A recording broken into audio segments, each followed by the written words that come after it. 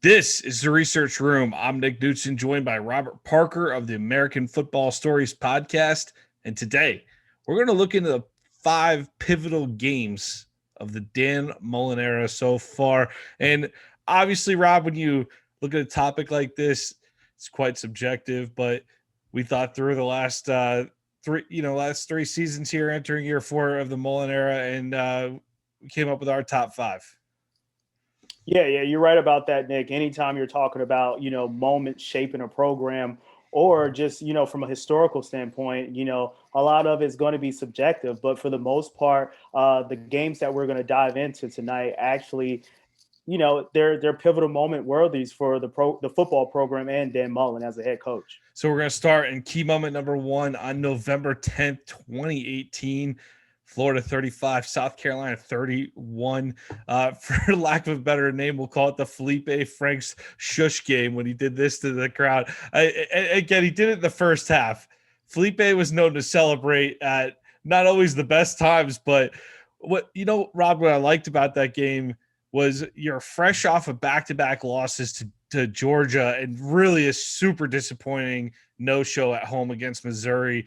And you're sitting there at 6-3. You'd already lost to Kentucky early on in the season, and the offense was just struggling. This was the type of game where, just like the no-show against Mizzou the week before, that had happened a lot under McElwain and Muschamp, where you were just almost like you didn't have that guaranteed feeling the Gators were going to show up week in and week out, but they snapped out of their slump in the middle of the third quarter, or really toward the end of the third quarter. They ended up ripping off 3 touchdown drives in the last basically quarter and 5 minutes, last 20 minutes of the game, essentially, and come through the clutch. And it was a nice win, even though it only took the Gators up. It didn't really do a whole lot for them overall, but I think it did a little bit for the confidence of the program. What do you think about this pick?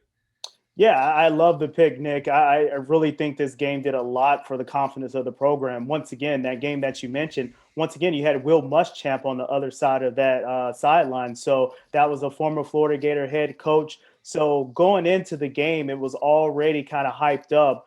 Can Will Muschamp get the win over, his former team in the Florida Gators? And Dan Mullen coming in.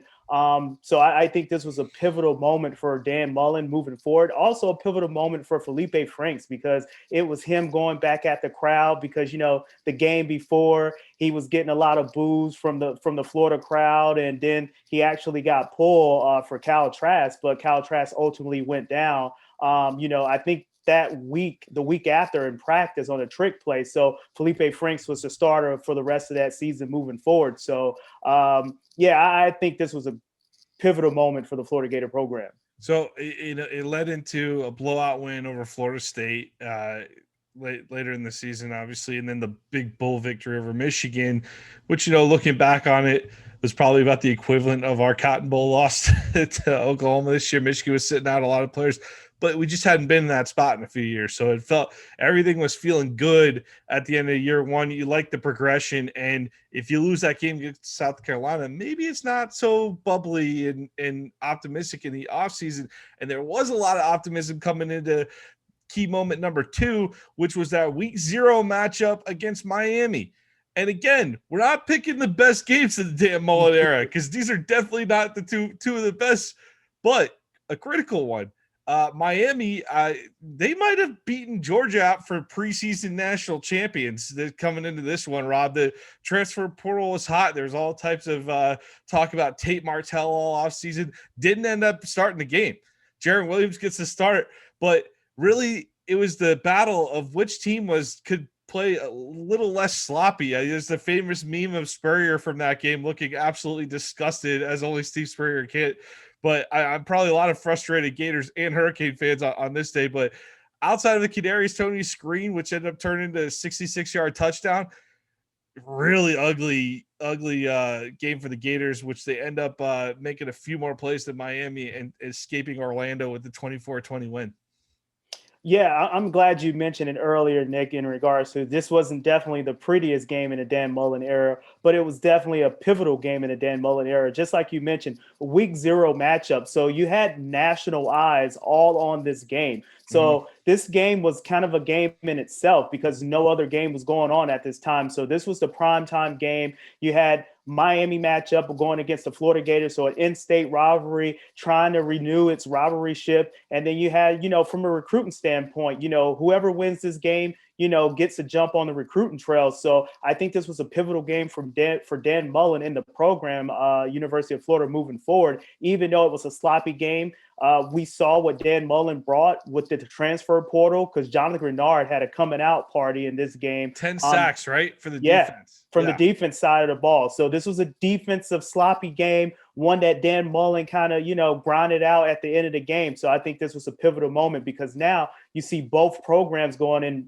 opposite directions. You see in Florida going up and you see Miami's going down with Manny Diaz. So I think this was a pivotal game for not only Florida, but for Miami as well. All right, Rob. Well, and again, that was the first game for Manny Diaz, right? So chance to create a lot of momentum there that Dan Mullen, two coaches early in their program's history, early in their tenures, they were able to set the tone of what they're going to do going forward. And for Florida, haven't been on the college game day stage in a while, right? So there was some extra stuff around that game that was extra important. All right. Key moment number 3 of the Dan Mullen era. And again, we're not picking the prettiest games here, but we're going to go to Lexington, Kentucky on the night of September 28th, 2019. Florida did escape. If you look at it on paper, it's a 29-21 win, but the Gators are down in this one, and it's your second year in a row. You're coming off a loss to Kentucky, so it's a fully confident Kentucky program, and you had to go deep into the third quarter. I believe it's with 3:21 remaining. Felipe Franks gets stopped on a fourth and 1, and ends up breaking his leg. Kyle Trask with little to no experience, comes in and really saves the day for the Gators and really was a preview of what was to come for Kyle Trask, Rob.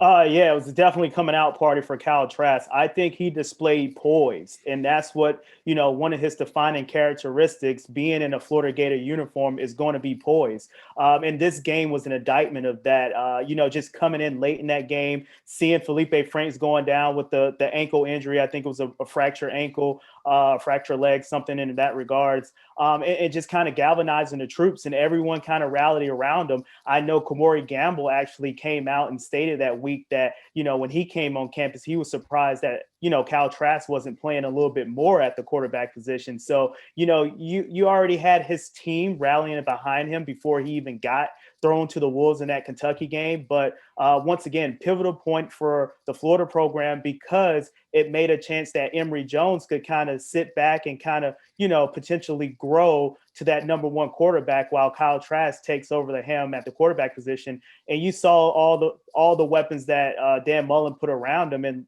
he almost had a Heisman Trophy season based off, that coming out party and against that Kentucky game. And that's the most interesting part of this situation is if Frank stays healthy, let's say they come back and beat Kentucky with Franks. You got to think he keeps the starting job. Do we ever see Kyle Trask in a Gator uniform?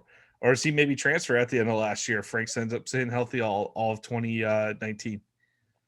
You're right about that. If Felipe Franks never gets hurt and Florida wins that game, we might not never see Kyle Trask, as a starting quarterback in that Florida Gators uniform. He might hit the transfer portal, or he just might stay there for all of his years, but never really getting the playing time that he deserves because of Felipe Franks being the guy. But I think Dan Mullen saw enough in Kyle Trask that, it was his job for the taking. And, that's what Kyle Trask kind of developed over the course of his career at the University of Florida.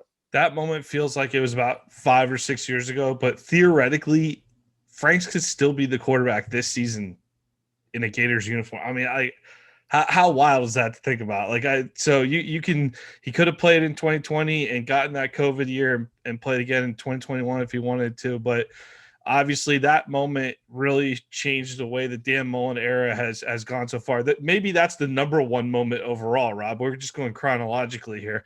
Yeah, Yeah, I'm go right. ahead. I'm right there with you, Nick. I can definitely put this moment, number one for me, because once again, maybe in that moment, Felipe Franks is on the sideline with his injury, and he see the comeback that Kyle Trask just put on, and maybe that was one of his reasons for saying, "Hey, you know what? My time here at Florida is numbered. Now it's time for me to hit the transfer portal." And ultimately, that's what we saw Felipe Franks ultimately do going to Arkansas. All right, key moment number 4.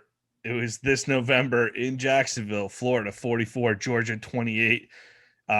Basically, Dan Mullen just wheel routes Kirby to death. We saw the offense just put on a show against Georgia.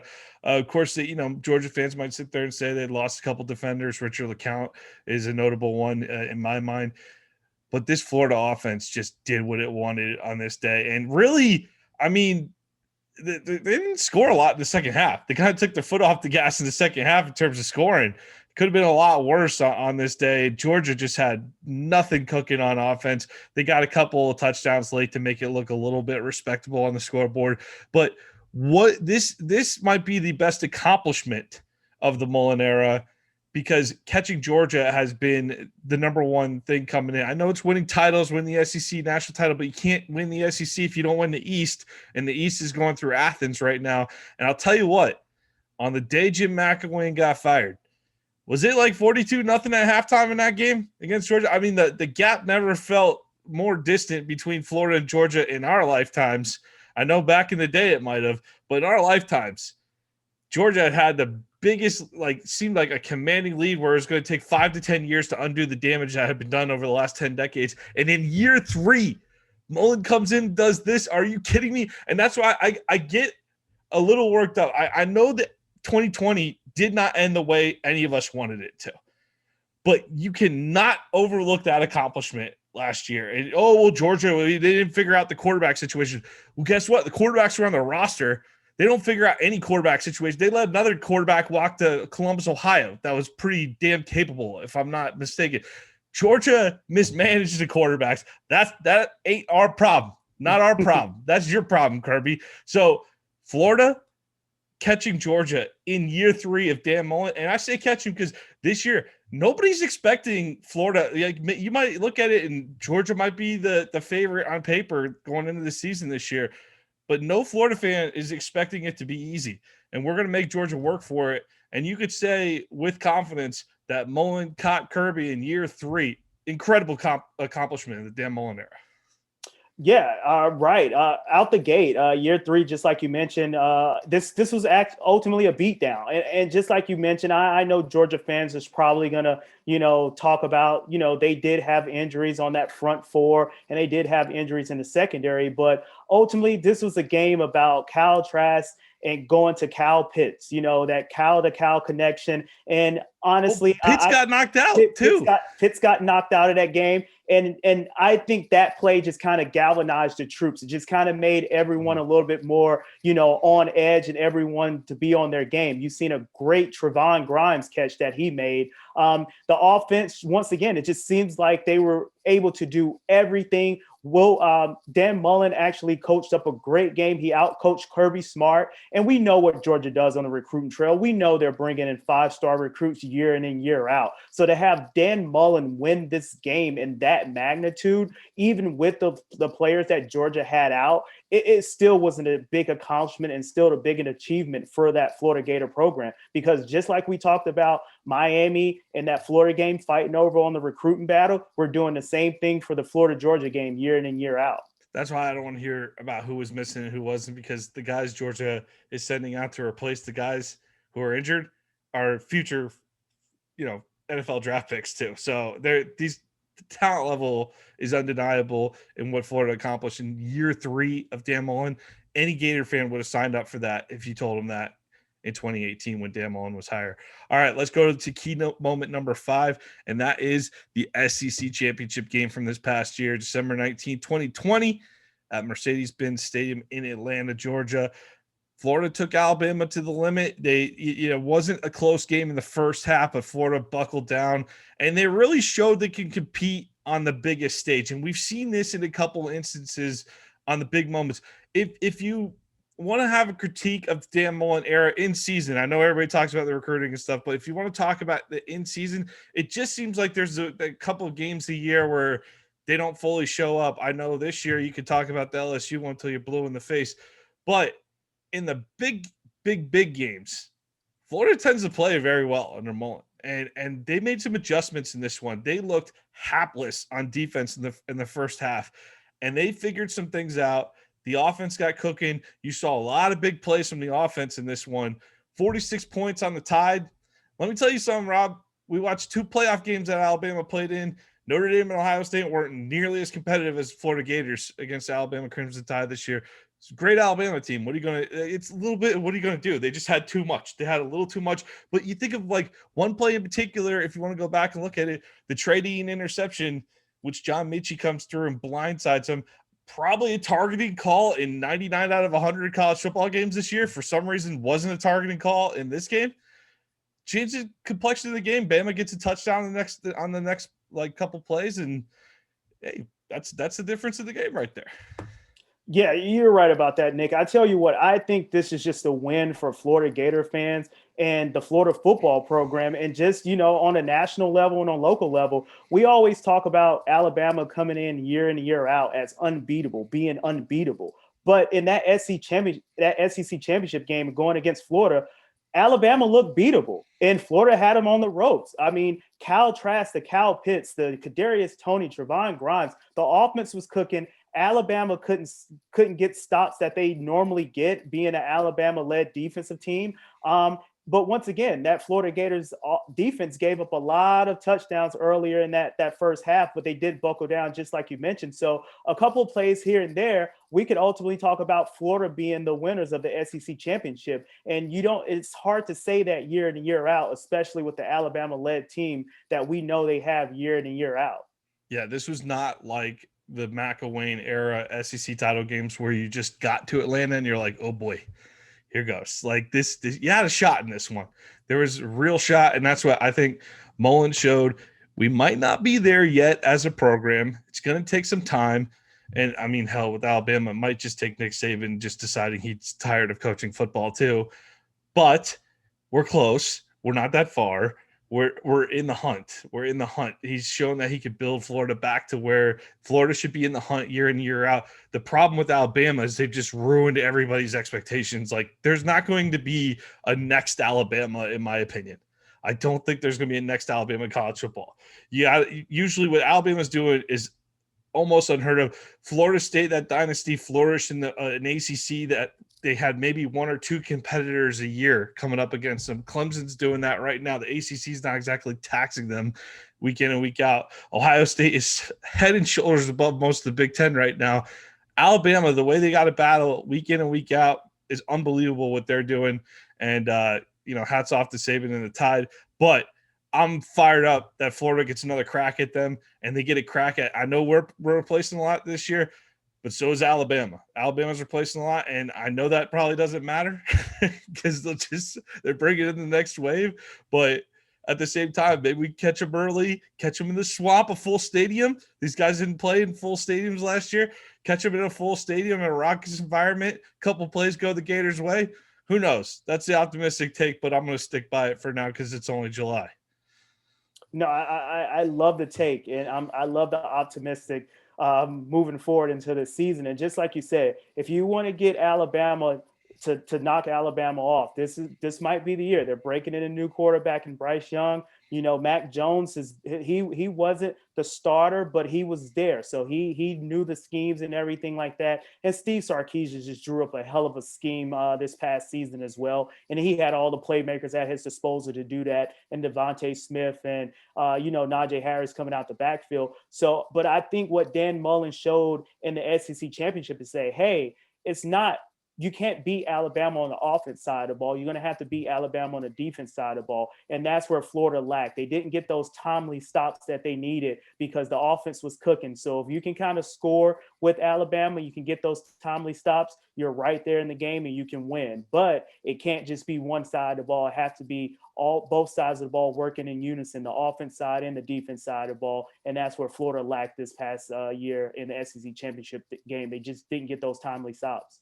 All right, let's go to I wrote down some honorable mentions, Rob, because people are going to wonder what games we're considering too. Like, I really think the end of the 2018 season, that blowout win 41-14 against Florida State, 41-15 against Michigan, while both were, it was nice to see Florida back on top in those situations. I don't think they had the type of extra oomph that some of the games that we named did. The other one, 2019 LSU, where Trask goes in and really that first half against Burrow and that LSU team was just Trask and Burrow going up and down the field. Like great game. LSU just had a little more at the end of it. Similar feel to that Bama SEC championship game where you're like, hey, this was the best team in college football, and Mullen got the guys up to play right with them. So that's 2 years in a row if you're counting there. And then Ole Miss at the beginning of this year, just to come off of all the distractions of all the talk of whether or not a season's going to happen, to come out and put up 51 and just look so good doing it on offense was great. And the LSU game this year, we don't have to talk about that though. But that might be an issue. That would be in the issues column. We won't put that. Definitely. That's not the fun column. But what do you think of those honorable mentions, Rob? Yeah, I really love those honorable mentions. I tell you what, one of those games that really stand out to me is that Michigan game, because, the previous year under Jim McElwain, Florida faces Michigan, that was a big time game, and Florida stuck in there. Florida stuck in there, initially with the interceptions, the pick sixes, and they kind of stuck in there with the defense, but they couldn't get nothing going on the offense side of the ball. And Michigan ultimately won that game. And it just felt like, as a program and as a fan, it just felt like we were so far from the top. And just kind of see us going back and playing Michigan in the bowl game and beating them the way that we did. It kind of felt like, okay, everything is moving in the right direction. So that's the one game that stands out for me in the honorable mention section. Even though it ended up having about as much meaning as our Cotton Bowl game against Oklahoma this year. But I agree with you, because when you haven't been there in a while, it does mean a lot to see that and to show that you can, stand up. The whole off season, I think the program promoted Dan Mullen holding that Peach Bowl trophy up. That was all over the place. So it's good for the program overall. So anyway, Rob, Dan Mullen era, I've had a blast with it so far. I think it's, there's the part of our fan base that's just constantly frustrated because we want to be Alabama too. We want to beat those guys and feel like we're behind in certain areas with Georgia and Alabama and Clemson, where we're not quite in the elite of the elite on those categories in the recruiting department. I hear all those things, but in terms of elevated play and being in the hunt for a title, you can't say that hasn't happened during the Dan Mullen era. And I'm really looking forward to this team in 2021 as Mullen turns over a lot of new players, especially on the offensive side of the ball. Yeah, I'm definitely excited where the program is at under Dan Mullen right now. We get to see Dan Mullen work with Emory Jones, a quarterback who's mobile, who has an arm that can throw down the field and can run. So let's see what his system looks like under Emory Jones compared to what it looked like last year under Cal Trask. So I think that's one thing that Dan Mullen doesn't get enough credit for, as far as being, adaptable to every situation and adaptable to the players that he have on the roster. So I'm just eager to see how Emory Jones is going to play within the confines of the offense this year. So I'm excited for that. So yeah, Dan Mullen, I think he's going to get there, and we're definitely going to beat Bama moving forward. And it's just going to take some time, but it's definitely moving in the right direction. All right, this has been another episode of The Research Room. Thank you for joining us on the Read and Reaction YouTube channel. Please be sure to check out readandreaction.com all season long and keep up. We'll be posting these videos weekly as well, but keep up with the articles on readandreaction.com.